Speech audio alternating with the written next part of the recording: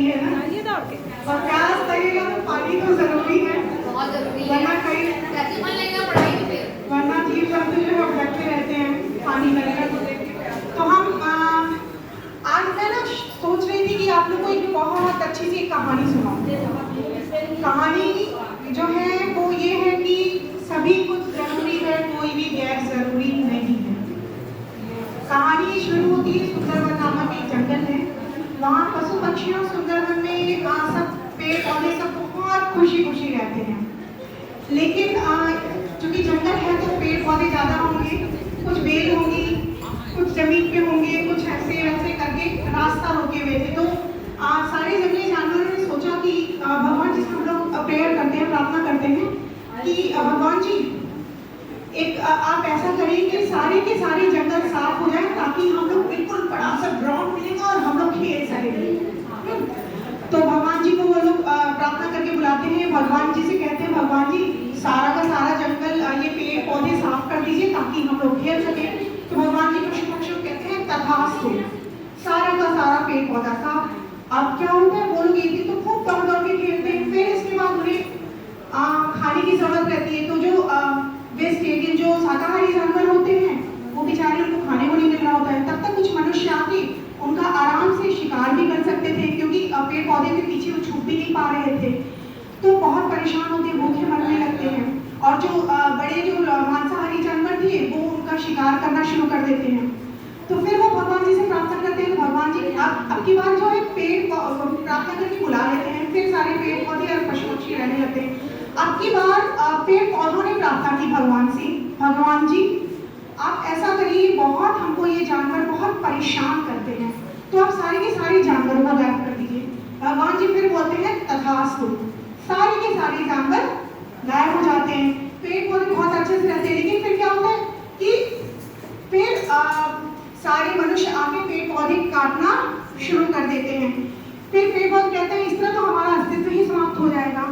तो फिर वो प्रार्थना करते हैं ईश्वर से, हे ईश्वर पशु पक्षियों को वापस लेते आए। तो भगवान जी स्वयं आते हैं और कहते हैं जिस तरह से पेड़ पौधे जरूरी है उसी तरह से पशु पक्षी भी जरूरी है और उसी तरह से मनुष्य भी जरूरी है। हम मनुष्यों का, ईश्वर कहते हैं आप मनुष्यों का ऐसा कर्तव्य बनता है कि आप पेड़ पौधे और जानवर पशु पक्षियों की रक्षा करें और पशु पक्षी आप पेड़ पौधों के संरक्षण करें और पेड़ पौधे आप पशु पक्षियों और मनुष्यों को संरक्षण दें जीवन में। तो ये कहानी है। इसी कहानी पे एक हमारा पाठ है, पाठ प्यासी मैना। चित्र में आपको दिख क्या रहा है? बंदर, वेरी गुड। और बिल्ली की खरगोश है। अब बेटा आपको जो लग रहा है ये वही है। आपको क्या लग रहा है? कक्षा 4 में आप पहुंच गए, बताइए ना आपको क्या लग रहा है बच्चा? बंदर तो उनके ये नीचे। तो बंदर है, ये क्या है बच्चा? बिल्ली। और ये और ये चिड़िया है। चिड़िया। ये कहाँ बैठी है? तालाब के तबेले। कोई बात नहीं। देखिए अगर बच्चा तालाब कह रहा है, अगर वो तालाब रहता तो इस पाठ का नाम बेटा प्यासी मैना नहीं होता। पानी तो है इसमें। पानी है ना, क्योंकि वो अमिता नाम की लड़की ने अपने छत पे पानी रखा था। हाँ तभी उसको पानी मिला है। अब मैं चाहूंगी कि ग्रुप के अन्य सदस्य लोग इसका आदर्शवाचन करें।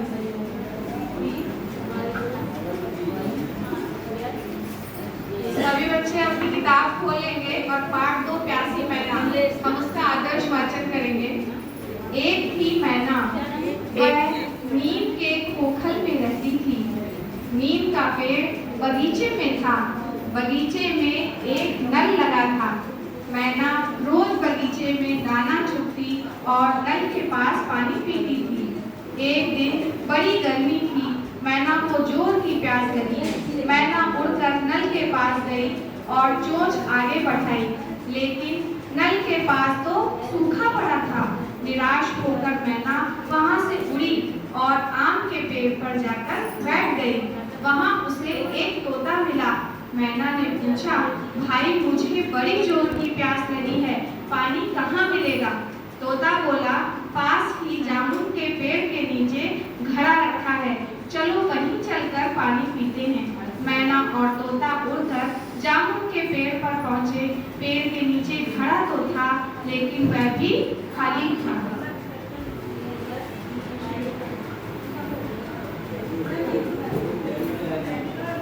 तो हम लोगों ने ये कहानी पढ़ी बच्चों, कैसी लगी कहानी आप लोगों को? खत्म हो गई? अभी नहीं, जितनी कहानी पढ़ी है वो कैसी लगी? तब अच्छी लगी। अब इस कहानी से संबंधित कुछ प्रश्न पूछते हैं, आप लोग उसका उत्तर दीजिएगा। मैना को जब प्यास लगी थी तो वह किससे पूछने गई थी कि पानी मिलेगा क्या?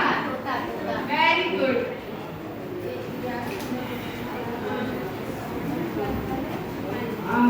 जामुन का जो पेड़ था, पेड़ के नीचे घड़ा था, क्या वो पानी से भरा हुआ था? खाली। खाली था। उसका पानी कहाँ गया? हाँ? बाकी और बच्चे क्लास में नहीं है क्या? उसका पानी कहाँ गया? अच्छी है। उसे कंकड़ क्यों नहीं डाला घड़ी में आके? क्योंकि कौवा के पास भी नहीं गया था ना, अभी तो गोदी के पास गया। खाली हो गया फिर? हाँ, खाली हो गया।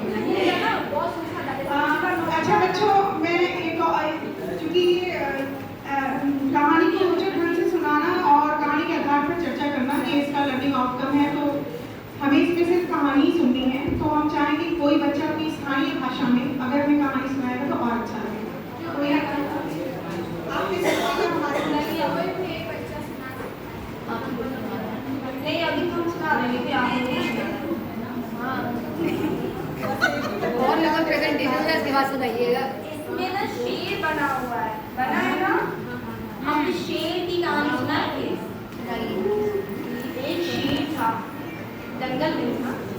जंगल में एक शेर था, वो बहुत बूढ़ा हो गया था। क्या हो गया था? बूढ़ा हो गया था। बूढ़ा होने की वजह से वो शिकार नहीं कर पा रहा था। तो शेर का जो मंत्री था, शेर का मंत्री कौन होता है? लोमड़ी। लोमड़ी बहुत चालाक होती है ना, वही शेर की मंत्री होती है। तो शेर की मंत्री लोमड़ी ने कहा, ऐसा है महाराज जी, मेरे पास एक आइडिया है। आप बीमार हो गए और मैं पूरे गांव में, पूरे जंगल में ये कह दूंगा कि शेर महाराज की मृत्यु हो गई है, तो सारे जानवर जब आपको देखने के लिए आएंगे तब आप उनको खा जाइएगा। शेर को आइडिया बहुत अच्छा लगा। तो इस तरह से वो लोमड़ी जाती थी, किसी न किसी एक जानवर को बुलाती थी कि भैया शेर महाराज की मृत्यु हो गई है, और जैसे ही वो जानवर आता था वैसे वो शेर को खा जाता था। एक दिन लोमड़ी को कोई शिकार नहीं मिल रहा था। बड़े मुश्किल से एक छोटा सा खरगोश मिला। खरगोश ने उसने यही बात की कि शेर, तुमको पता नहीं है शेर महाराज की तबीयत बहुत खराब थी, वो मर गए। खरगोश ने कहा, मैंने तो नहीं सुना था। तो लोमड़ी ने कहा, चलो चल के देख लो। खरगोश ने कहा, अच्छा चलो मैं चलता हूँ, देखता हूँ। खरगोश जा रहा था, फिर वो सोच रहा था शेर को खड़े हुए और साथ साथ वो रास्ते को भी देख रहा था। रास्तों को जब वो देख रहा था तो उसको ये लगा कि जानवरों के जाने के पैरों की दिशा में तो है, लेकिन कोई वापस नहीं आ रहा है, जरूर दाल में कुछ डाला है। तो वो थोड़ी दूरी पर ही खड़ा रह गया और लोमड़ी से कहा कि मुझे तो ये शेर मरा हुआ लग ही नहीं रहा है। लोमड़ी ने कहा, क्यों शेर मरा हुआ क्यों नहीं लग रहा है? देखो ना शेर महाराज मरे हुए पड़े हैं। तो कह रहे, क्योंकि मैं जब पिछले जंगल में शेर मरा था, जब मैं वहां गया था तो वो नाच रहा था, मरा हुआ शेर नाच रहा था। तो मैं कैसे मान लूं कि ये शेर मर गया है, जबकि मरा हुआ शेर तो नाचता रहता है।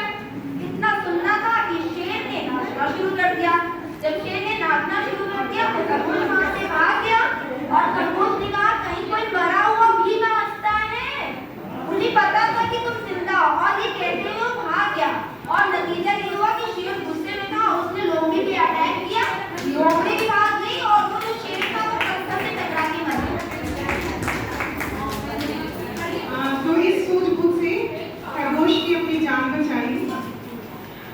कुछ ऐसी ही कहानियां आप लोग अपने घर से सुनेंगे, अपनी नानी से, दादी से, अपने पापा मम्मी से, और दूसरे दिन कक्षा में आके सुनाएंगे। एक चीज और हम बच्चों आपको बताना चाहेंगे, संरक्षण की बात हो रही थी, जो मैंने इसके पहले कहानी सुनाई थी। तो सन 1972 में भारतीय वन जीवन संरक्षण अधिनियम लागू किया गया है। सलीम अली जिन्हें कहा जाता है, इनके ऊपर फिल्म भी बनी है, इनकी बायोग्राफी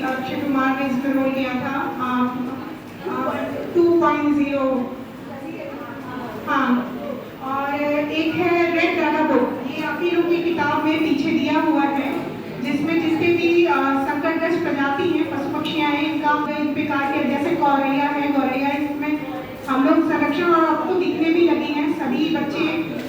अमिता जैसे प्यारे प्यारे बच्चे जो हैं वो छत पे पानी रखते हैं और ऐसे महिलाओं, आपका पता क्योंकि आपने मुझे बताया था क्योंकि आपको देख के लग रहा है, क्योंकि आपने बोला था कटोरे में पानी है क्या, तो ये